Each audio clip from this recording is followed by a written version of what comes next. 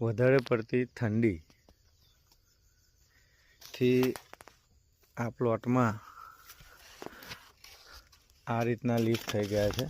વધારે પડતી ઠંડીના લીધે આ કોઈ રોગ નથી, બટ જ્યારે રાત્રે વધારે પડતી ઠંડી અને ઝાકળ પડે છે ત્યારે કેળાના પાકમાં આ રીતનું પાન ઠંડીના લીધે અફેક્ટેડ થાય છે.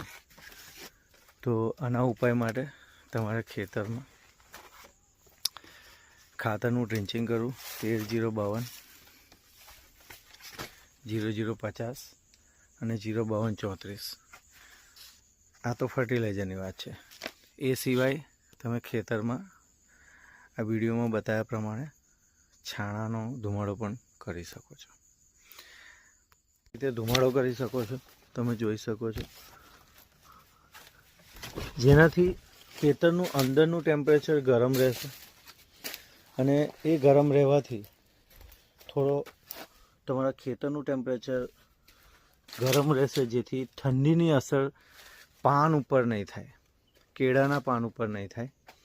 તો ઘણી બધી જગ્યાએ તમારે આ રીતે ધુમાડો કરી શકો છો, જેથી તમને ઠંડીની સમસ્યાથી કેળાનો બચાવ કરી શકો છો. આવી જ જાણકારી મેળવવા માટે ચેનલને ફોલો કરો, સબસ્ક્રાઈબ કરો, શેર કરો. Thank you.